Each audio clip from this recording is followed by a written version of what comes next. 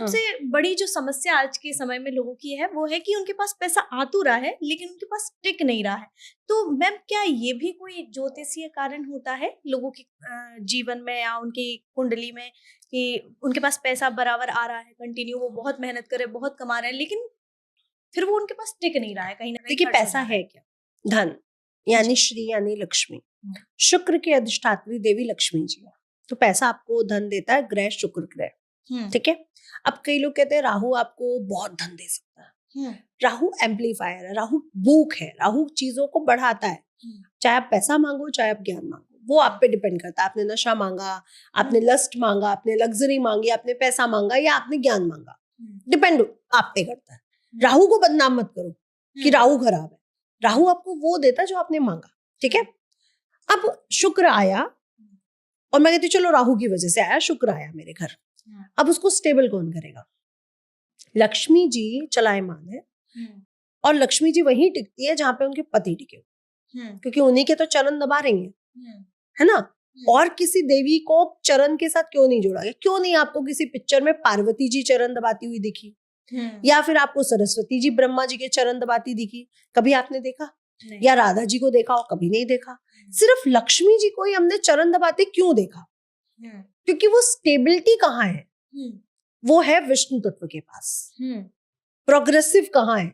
मेरे पास पैसा तो आया लेकिन प्रोग्रेसिव नहीं रहा, वो चला गया। वो है प्रोग्रेसिव होना, समृद्ध होना, वो है विष्णु तत्व। आपके घर में जब पैसा आता है, आपके घर का विष्णु तत्व स्ट्रॉन्ग नहीं है। विष्णु तत्व क्या है? हर स्त्री पुरुषों की रिस्पेक्ट करे और हर पुरुष स्त्री की रिस्पेक्ट करे। जब पुरुष स्त्री की रिस्पेक्ट करता है तो शुक्र स्ट्रॉन्ग होता है, जब स्त्री पुरुष की करती है तो गुरु स्ट्रॉन्ग होता है। आपने देखा है कि लड़कियों को बहुत जल्दी पुखराज पहना दिया जाता है, केले की पेड़ की पूजा करने को कहा जाता है ना, बृहस्पतिवार के व्रत रखने को कहा जाता है। क्यों? क्योंकि उनका पुरुष तत्व, गुरु तत्व स्ट्रॉन्ग होगा तो वो उस घर में लक्ष्मी बन के जाएंगे और पैसा टिकेगा। पैसा आता सबके पास है, टिकता नहीं है।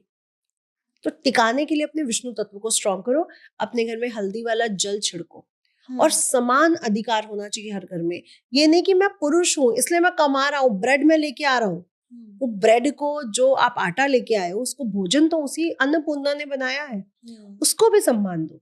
और स्त्रियों से भी कहूंगी ये जो पुरुष है इनको सम्मान दो। आपके घर में पैसा तो आ जाएगा पर टिका नहीं पाओगी। ज्वेलरी ले लोगी अपने हस्बैंड से लड़के, पर ये ज्वेलरी बिक जाएगी, टिकेगी नहीं, क्योंकि तुम अपने हस्बैंड की बेइज्जती करती हो, तुम अपने हस्बैंड को बुरा भला बोलती हो। ये धन चला जाएगा। उसी घर का धन जाता है जो स्त्रियां अपने पुरुषों को कुछ नहीं समझती है या जो पुरुष अपने घर की स्त्रियों को कुछ नहीं समझते। आप उन घर में जाके देखो, वो ये गलती कर रहे होंगे किसी ना किसी रूप में। कोई पुरुष कहेगा मैंने तो अपनी वाइफ को आज तक कुछ नहीं कहा। अरे आपने अपनी मेड को कहा होगा, किसी भी स्त्री को मैटर करता है, किसी भी पुरुष को कहा। हो सकता है मैं अपने पति को बहुत प्यार करती हूँ, मैं अपने ससुर जी के लिए कुछ बोलती हूँ, या मेरे घर में ड्राइवर आता है उसको कुछ बोलती हूँ, या कोई गार्ड आता है उसके लिए कुछ गंदी गलत बातें करती हूँ और उसको सम्मान नहीं देती, उसको गंदी मतलब छोटी नजरों से देखती हूँ। ऐसा भी तो होता है।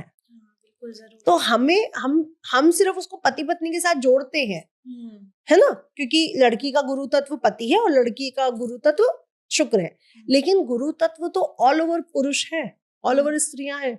सपोज दैट मैंने पॉडकास्ट किया और किसी पॉडकास्टर की बुराई करी, वो आदमी बहुत बुरा था, उसको तो कुछ नहीं आता था, बोल ही नहीं पा रहा था, ये था वो था, ब्ला ब्ला ब्ला। तो मेरा विष्णु तत्व तो कमजोर हुआ भाई। मेरे अंदर जो पुरुष तत्व है तो कमजोर हुआ, क्योंकि आपकी ह्यूमन बॉडी जो आपको दिख रही है फीमेल में या पुरुषों को जो दिख रही है मेल में, वो एक तो नहीं है। हमारा लेफ्ट बॉडी पार्ट कहा गया है कि वो पार्वती जी का है, हमारा राइट बॉडी पार्ट शिव का है, स्टेबल है। जब आप चीजों को लेते हो तो लेफ्ट बॉडी पार्ट से लेते हो, तभी angel number left body part पे लिखे जाते हैं, क्रिस्टल्स लेफ्ट बॉडी पार्ट पे पहने जाते हैं, लेकिन रुद्राक्ष जो स्टेबल है वो हम लोग राइट बॉडी पार्ट पे पहनते हैं, क्योंकि ये स्टेबल चीजें, स्टेबिलिटी हमें देता है हमारी बॉडी का राइट पार्ट। और अनस्टेबल चीजें जो फ्रीक्वेंसी चेक करनी है, लेनी है कोई भी चीज, लेफ्ट बॉडी पार्ट। तो किसी भी पुरुष के लिए गलत क्यों बोल रहे हो, किसी भी स्त्री के लिए गलत क्यों बोल रहे हो सकता है कोई गलत हो, सही हो, उसको समझाया भी जा सकता है। और नहीं कोई समझने को तैयार, तो ये तो शास्त्रों में लिखा है कि बिना मांगे ज्ञान नहीं देना चाहिए तो आप क्यों दे रहे हो जब तक ज्ञान नहीं मांगा गया। क्योंकि पूरी सोसाइटी में रिस्पेक्ट बहुत मैटर करती है, जो अभी के टाइम में लोग नहीं कर पा रहे हैं। अपनी भी और दूसरे की भी। भाई आप जो दोगे आपको वही तो मिलेगा।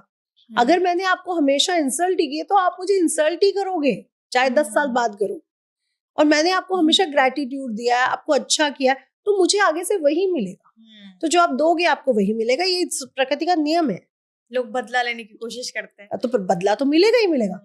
आज मैंने किसी के लिए गड्ढा खोदा, वो मेरे लिए गड्ढा आज नहीं 10 साल बाद उसके बच्चे किसी और के बच्चे खोदेंगे वो किसी ना किसी तरह से फिर मिलेगा। फिर लोग कहते हैं हमने तो किसी के साथ कुछ नहीं किया, मेरे साथ ऐसा बुरा क्यों हुआ। मन करता है याद दिला दूं। तभी कई बार आकाशिक रिकॉर्ड्स के लिए आते हैं मेरे पास, तो मैं कहती हूँ तैयार हो, बर्दाश्त कर पाओगे। क्योंकि कई लोग हमें कुंडलियों से जिद्दी नजर आ जाते हैं कि ये नहीं मानेगा अपनी गलती।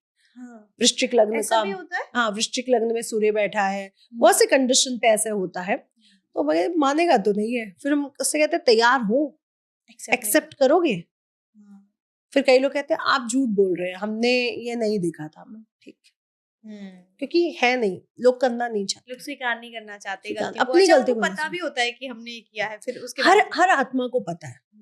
लोग कहते हैं कि डिवोर्स आजकल बहुत हो रहे हैं, ठीक है। एक है टॉक्सिक रिलेशन जो हमें मिल गया गलती से और हमारे लिए अच्छा नहीं है। एक होता है कार्मिक रिलेशन जो मैंने पिछले जन्म में कैरी फॉरवर्ड किया। अगर मैंने किसी पुरुष को या किसी स्त्री को पिछले जन्म में कष्ट दिया है तो वो इस जन्म में तो मुझे कष्ट देगा, चाहे वो मेरा पति बन के आए या वो मेरी संतान बन के आए या वो मेरा भाई बन के आए। अब भाई को तो नहीं आप डिवोर्स लेते हो, बोलना ही तो बंद कर देते हो। बच्चे को तो नहीं डिवोर्स देते हो, बोलना बंद कर देते हो। माँ बाप से भी नहीं डिवोर्स लेते हो, तो पति से डिवोर्स क्यों? ये आपका कार्मिक है। अगर आपने उसको पिछले जन्म में तंग किया तो वो आपको इस जन्म में उसका वो लेगा ही लेगा। और अगर आपने डिवोर्स लेके इस चीज को खत्म कर दिया तो ये आपको लग रहा है कि आपने खत्म कर दिया, ये कैरी फॉरवर्ड होगा। जब तक ऋण उतारोगे नहीं अगले जन्मों तक ये जाएगा। ये पिछले जन्मों के कर्म होते हैं, डिवोर्स हाँ, होना, लड़ाई झगड़े होना, बिल्कुल बिल्कुल। ये मैंने बहुत बार देखा कि जैसे पुरुष अपनी स्त्री को बहुत मारता था या वैल्यू नहीं करता था अपने परिवार के आगे, वो इस जन्म में स्त्री बन के पैदा हुई है और पुरुष उसको तंग कर रहा है। अच्छा, बदले ले रहा है। क्योंकि वो पिछले जन्म से उसने सोचा ना इसने मुझे बहुत तंग किया है, मैं इसको बताऊंगी, मेरा समय आने दो, मैं इसको बताऊंगी। तो समय ऐसे वापस भी है। हाँ, ऐसे भी आता है। जैसे भाई भाइयों की प्रॉपर्टी ले लेते हैं, आपने बहुत बार सुना होगा। बहन को नहीं दिया, भाई ने भाई की मार ली, है ना। आप देखिए उनकी या तो जो उनके बच्चे होते हैं वो बर्बाद हो जाते हैं या उनके बच्चों के बच्चे बर्बाद हो जाते हैं, और वो जो प्रॉपर्टी उसने हक मारा था वो छिन जाती किसी ना किसी कारण से। हो सकता है उसका पोता ने इतना नशा किया कि प्रॉपर्टियां बिक गई,